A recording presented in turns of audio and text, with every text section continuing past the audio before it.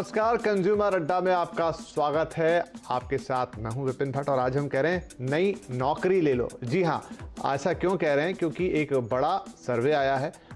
सर्वे वैसे सरकारी है, लेकिन जैसे हम कहते हैं कि सरकारी पोर्टल से भी अच्छी खबरें आ रही हैं। अक्टूबर के मुकाबले नवंबर में नौकरियों को 63% ज़्यादा बढ़ी हैं। तो आज हम इसी पे चर्चा कर रहे हैं कि आगे का जॉब मार्केट आखिर कैसा रहने वाला है, नई नौकरी के लिए क्या तैयारियां रखनी चाहिए, कोरोना के बाद बिजनेस के तौर तरीके बदले हैं तो किन किन स्किल्ड वाले डिमांड सेक्टर्स में ज़्यादा रहने वाली है। तो आज हमारे साथ दो खास मेहमान इसमें शामिल हो रहे हैं। टीम लीज की को फाउंडर ऋतुपर्णा चक्रवर्ती। वैसे टीम लीज की भी एक रिपोर्ट है जिसके बारे में हम आगे चर्चा करेंगे, वो भी जॉब सिनेरियो को डिस्क्राइब करती है। और ग्लोबल हंट के सुनील गोयल, आप दोनों का बहुत बहुत स्वागत है।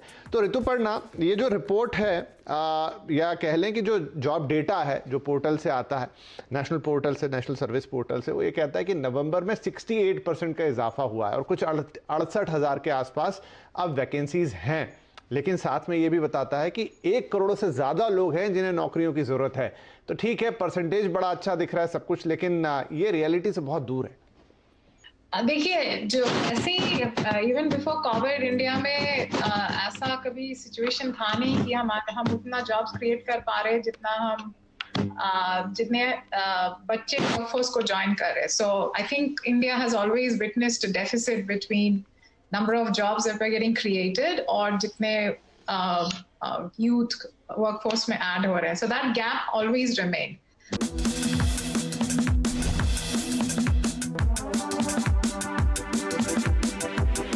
गोयल साहब के पास जाता हूं। तो यहां पर सर, मेजॉरिटी ऑफ जॉब जो पोर्टल का डेटा उसके हिसाब से वो थोड़ा सा डाउन टर्न्स इंडिया, मतलब कर्नाटक हो गया, तमिलनाडु हो गया, बहुत हुआ तो महाराष्ट्र तक आते हैं, लेकिन सारी नौकरियां नीचे की तरफ है, ऊपर में कंसंट्रेशन उनका सब है। तो ये जो ज्योग्राफिकल डिस्ट्रीब्यूशन है, इसको लेकर क्या कहेंगे आप?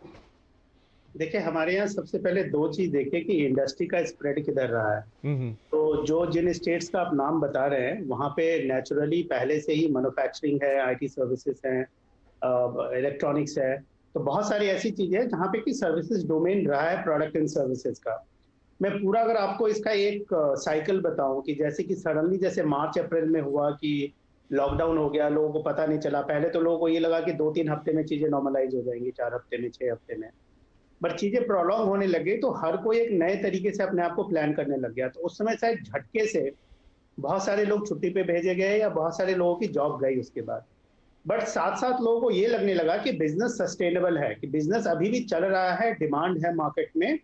शायद डिमांड थोड़ी ट्विक हो गई है, थोड़ी चेंज हो गई है, थोड़ी अलग तरीके से हो गया। लोगों को ये भी लगने लग गया कि बहुत सारे काम ऐसे हैं जो कुछ घर से किए जा सकते हैं और कुछ शायद हफ्ते में 2 दिन या 3 दिन ऑफिस आके किए जा सकते हैं, और लोगों को जिम्मेवारी दे दो काम कंप्लीट करने का।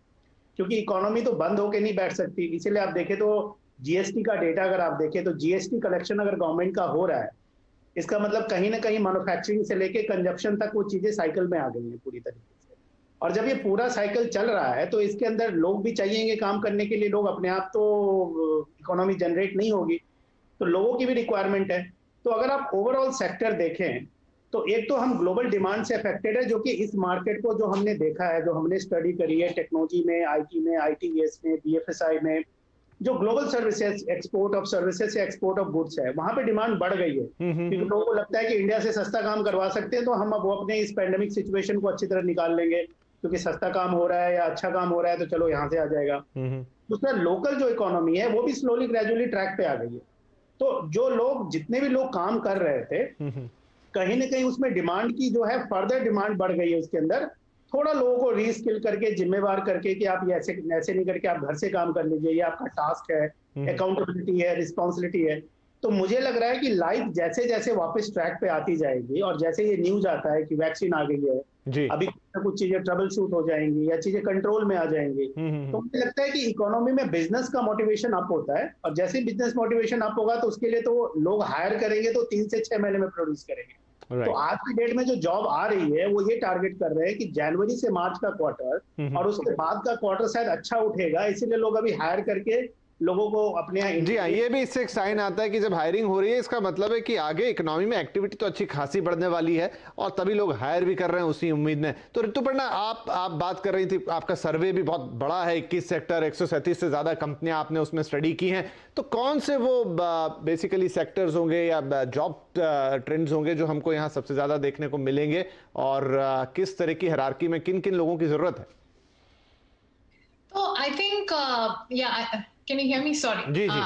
आई थिंक सर्वे में ये देखा गया है कि कुछ सेक्टर्स जो पैंडेमिक में थ्रू वैसे ही आई थिंक खास करके मतलब ग्रोथ जॉब्स क्रिएट कर रहे हैं और अफेक्टेड नहीं हुए थे, वो सारे सेक्टर्स लगातार तेजी से आई थिंक हायरिंग पे जुड़े हुए हैं, जैसे कि एजुकेशनल सर्विसेज, जैसे कि health care and pharma, e commerce. But कुछ नए सेक्टर्स हैं जो अभी उभर के आ रहे हैं। एक उसमें से एक प्रोमिनेंट सेक्टर है मैन्युफैक्चरिंग। आई थिंक मैन्युफैक्चरिंग में हम देख रहे हैं कि काफी एक्टिविटी है, काफी हायरिंग हो रही है, काफी ब्लू कॉलर हायरिंग भी हो रही है।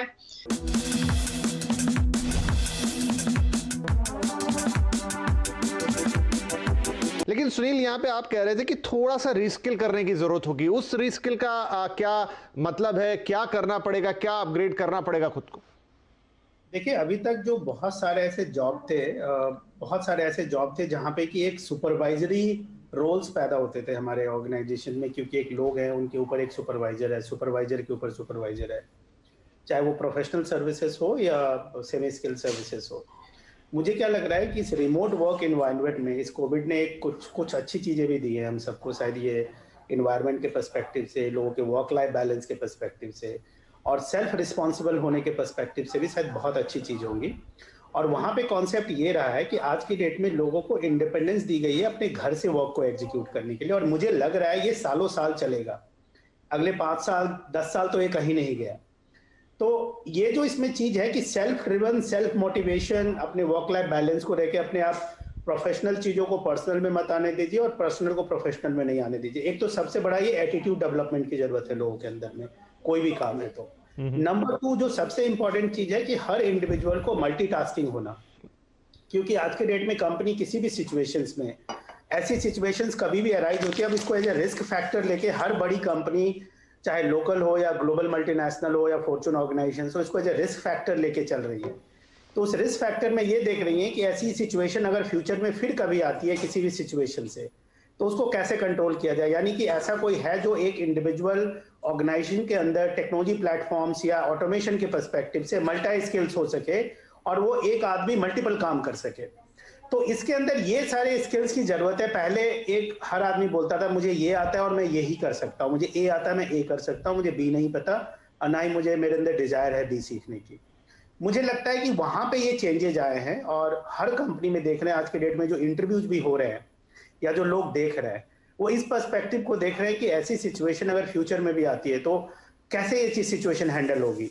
ऐसे टाइम पे साइबर क्राइम्स बढ़ जाते हैं, फाइनेंशियल क्राइम्स बढ़ जाते हैं, लोगों की एनपीएज बढ़ जाते हैं फाइनेंशियल इंस्टीट्यूशंस में।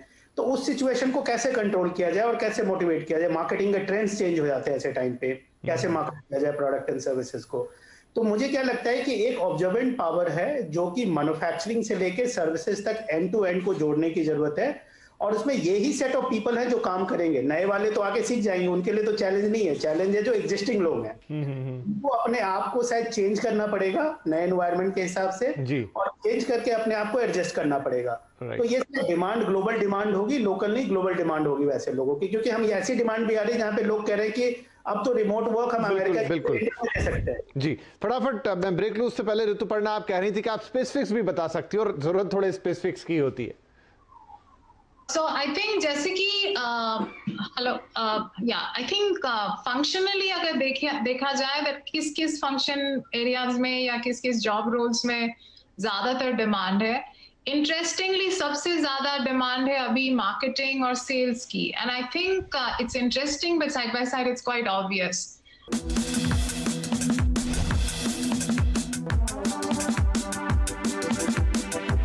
अब कुछ उन सेक्टर्स की बात करनी है जहां पर क्या रौनक लौट कर कभी आएगी।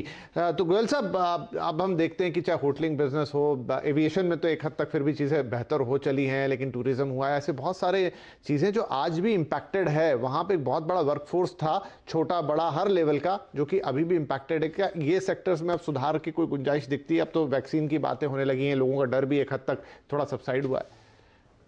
डेफिनेटली सुधार की पूरी गुंजाइश है, और ये सेक्टर जो है अपना एक ऑल्टरनेट भी ढूंढ रहा है, और काफी हद तक शायद वो ऑल्टरनेट काफी लगभग सक्सेसफुल होने के कगार पे है, क्योंकि अब वो लोग लॉन्ग टर्म होटल्स जो हैं उसको एक सर्विस अपार्टमेंट्स की तरह यूज करने की बात कर रहे हैं। एविएशन जो है काफी एक्सटेंसिव लॉजिस्टिक सपोर्ट और की बात कर रहा है, उसको एक्सटेंड करने की।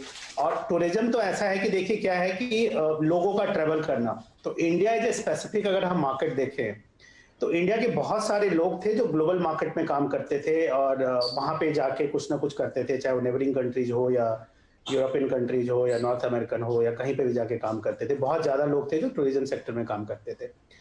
ये सेक्टर इंपैक्टेड है, और अगर आप इस सेक्टर के बिजनेस के पर्सपेक्टिव से देखेंगे तो ये इंपैक्टेड रहेगा। बट इसका जो सबसे बड़ा ऑब्जर्वेंट रहा है वो रहा है ई कॉमर्स। ई कॉमर्स जो है वो भी एक कस्टमर एक्सपीरियंस और कस्टमर सर्विसेज की तरफ बिल्ट हुआ। लॉजिस्टिक सप्लाई चेन एक इंडस्ट्री है, वो बहुत बड़ी इंडस्ट्री बन के उभरी है। तो उस सेक्टर में अगर आप जाके देखेंगे तो वहां पे डिमांड, वहां रेडीमेड लोग नहीं थे इतने, तो बहुत सारे लोग हमने देखे हैं ऐसे जो इस सेक्टर से उन सेक्टरों में माइग्रेट कर रहे हैं स्लोली ग्रेजुअली। और अगर आप देखें तो health care worker, health care एक ऐसी चीज थी जो कि हेल्थ केयर का मतलब लोग फार्मास्यूटिकल या ड्रग डेवलपमेंट या R&D या उससे मानते थे। Health care as a services नहीं थी, जो कि हॉस्पिटल बोलिए और हॉस्पिटैलिटी बोलिए, दोनों बहुत क्लोजली रिलेटेड चीज है। दोनों जगह केयर सर्विसेज ही दी जाती है जी। एक सुपर स्पेशलिस्ट डॉक्टर होता है जो ट्रीट करता है, और ट्रीटमेंट करने के बाद जो केयर सर्विसेज है वो एक ट्रेंड स्टाफ देता है उसको। मुझे लगता है कि वो जो सेक्टर का माइग्रेशन है या इंटीग्रेशन है आपस में, वहां पे बहुत सारे जॉब अपॉर्चुनिटीज क्रिएट हो रही हैं। हेल्थ को लेके लोग कॉन्शियस हो रहे हैं। Logistic supply chain and online का जो एक सिस्टम आया, चाहे वो प्रोडक्ट एंड सर्विसेज बाइंग से लेके ई कॉमर्स बाइंग तक की चीजें हो या ऑनलाइन एजुकेशन की सर्विसेज हो, वहां माइग्रेशन हुआ है। फिलहाल क्योंकि समय समाप्त हो गया, आप दोनों ही महानुभावों का इस कार्यक्रम में शामिल होने के लिए बहुत शुक्रिया। नमस्कार।